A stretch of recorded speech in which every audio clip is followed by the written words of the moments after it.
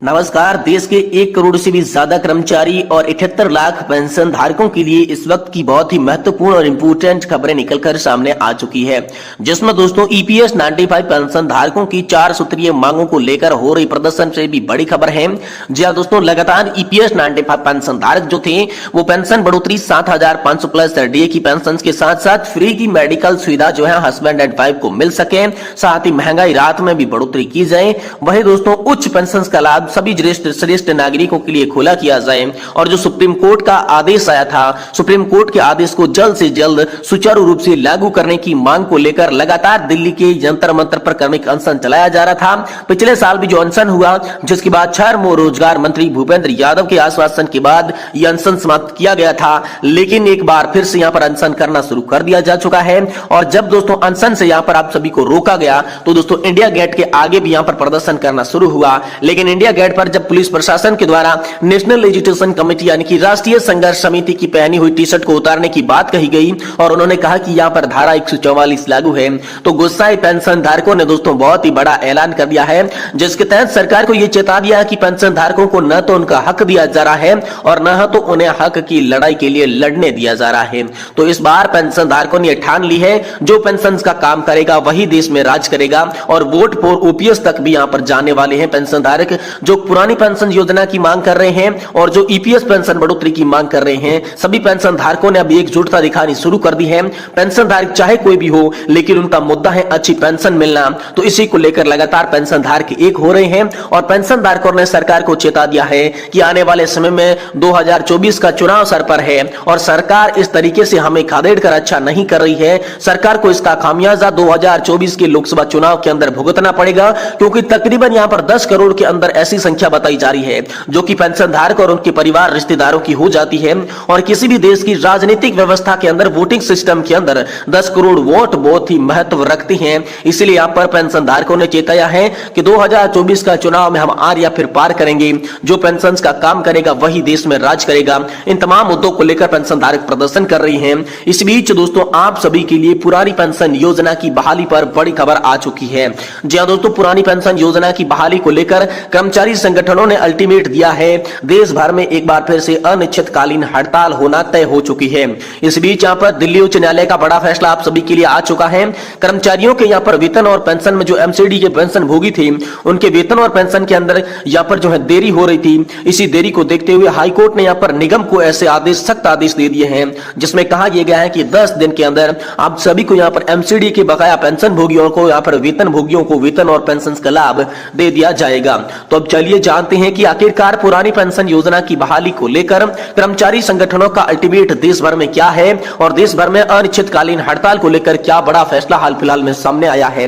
पूरी जानकारी, पूरी खबर आपको विस्तार से इस वीडियो के अंदर दिखाएंगे, इसलिए आप सभी से निवेदन यही रहेगा दोस्तों, आज की इस वीडियो को आप लास्ट तक देखें और चैनल को दोस्तों सब्सक्राइब कर दें और वीडियो पसंद आ रहा हो तो इसे लाइक भी जरूर कर दें। तो चलिए बढ़ते हैं अगली खबर की ओर और पुरानी पेंशन योजना की बहाली को लेकर जो अल्टीमेट दिया गया है, जो अनिश्चितकालीन हड़ताल तय की गई है, इसके बारे में विस्तार से जानकारी को जानते हैं। देश भर में केंद्रीय और राज्य सरकारों के कर्मचारी पुरानी पेंशन की मांग को लेकर लंबे समय से आंदोलन कर रहे हैं। गैर बीजेपी शासित कई राज्यों ने अपने यहाँ पर पुरानी पेंशन योजना को लागू कर दिया है।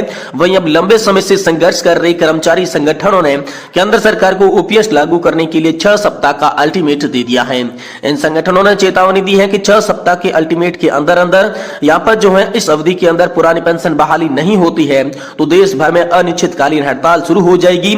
इस स्थिति में रेल संचालन, रक्षा क्षेत्र के उद्योगों सहित तमाम सरकारी विभागों में कामकाज बंद होने वाला है। नई दिल्ली में हुई नेशनल जॉइंट काउंसलिंग एक्शन के पदाधिकारी की बैठक में यह अहम निर्णय लिया गया। यह बैठक दोस्तों बुधवार को समाप्त की गई थी। बैठक की अध्यक्षता एनएमजेएस के शिव गोपाल मिश्रा ने की थी।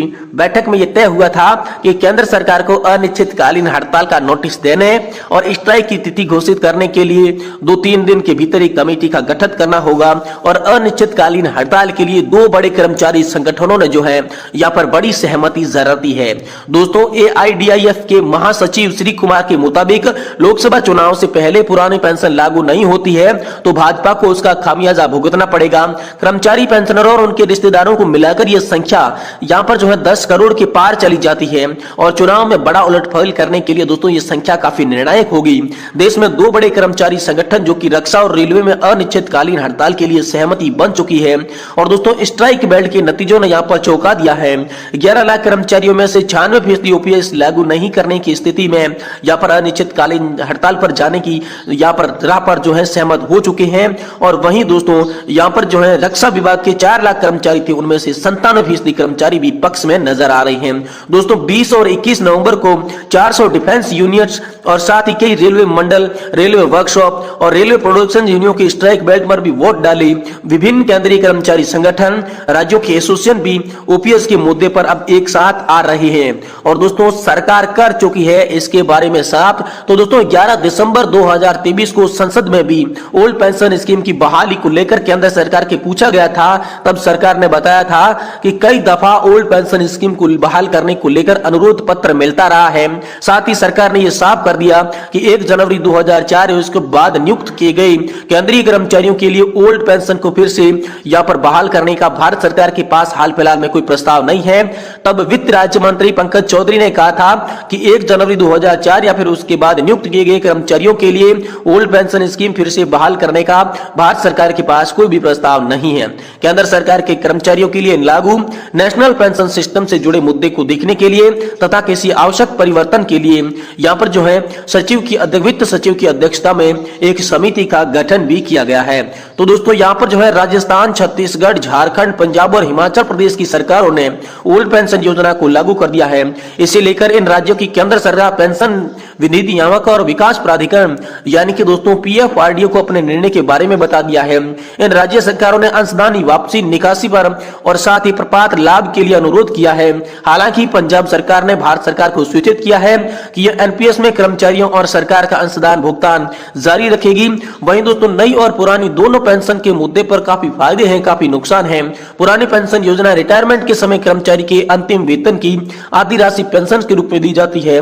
पुरानी पेंशन स्कीम में पेंशन कर्मचारियों की आखिरी बेसिक सैलरी और महंगाई भत्ते की आंकड़ों पर तय की जाती है। पुरानी पेंशन स्कीम में कर्मचारियों के वेतन से पैसा कोई काटा नहीं जाता। पुरानी पेंशन में कर्मचारियों को दी जाने वाली पेंशन का भुगतान सरकार के खजाने से होता है। इसके अतिरिक्त इस स्कीम में 20 लाख रुपए तक की ग्रेजुएटी की रकम भी मिलती है। और रिटायर्ड कर्मचारी की मृत्यु होने पर पेंशन का पैसा उनके परिवारजनों को मिलने लगता है। पुरानी पेंशन स्कीम में 6 महीने बाद कर्मचारियों को डीए का प्रावधान भी है। इसके अलावा जब जब सरकार वेतन आयोग गठित करेगी, पेंशन में भी आप सभी के लिए रिवाइजन होगा। तो दोस्तों एनपीएस में कर्मचारियों को यहाँ पर जो है 10% की कटौती की जाती है, जबकि पुरानी पेंशन योजना में कोई कटौती नहीं होती। एक तरफ पुरानी पेंशन योजना में जीपीएफ की सुविधा होती है, वही नई पेंशन योजना में ये सुविधा नहीं है। पुरानी पेंशन स्कीम में रिटायर होते समय सैलरी की आधी पेंशन मिलती है, जबकि नई पेंशन योजना में आपको कितनी पेंशन मिलेगी इसकी कोई भी गारंटी नहीं है। दोनों में सबसे बड़ा अंतर यह है कि पेंशन योजना एक सुरक्षित योजना है जिसका भुगतान सरकारी खजाने से किया जाता है, और नई पेंशन योजना शेयर बाजार पर आधारित है जिसमें आपके द्वारा एनपीएस में लगाए गए पैसे शेयर बाजार में लगाया जाता है। अब खुद ही समझ पाएंगे कि चंद पूंजीपतियों को लाभ पहुंचाने के लिए इस योजना को लागू किया गया है। वहीं पुरानी पेंशन योजना ऐसे प्रावधान नहीं था। अगर बाजार में मंदी रही तो एनपीएस पर मिलने वाला रिटर्न कम होगा। तो दोस्तों यहाँ पर जो है केंद्रीय कर्मचारी संगठनों ने 8 जनवरी से लगाकर 11 जनवरी तक रिले हंगर स्ट्राइक भी की थी, और इसका मकसद था दोस्तों सरकार को चेताना। जिसके बाद दोस्तों 7 फरवरी को हुई बैठक में जो है हड़ताल के पक्ष में कर्मचारी संगठन दिखे थे, और देश भर में होने वाली अनिश्चितकालीन हड़ताल की तिथि तय करने और सरकार को स्ट्राइक नोटिस देने की बाबत में यहाँ पर चर्चा की गई थी, जिसमें श्री कुमार ने बताया था कि बैठक में मौजूद सभी संगठन अनिश्चितकालीन हड़ताल के पक्ष में हैं।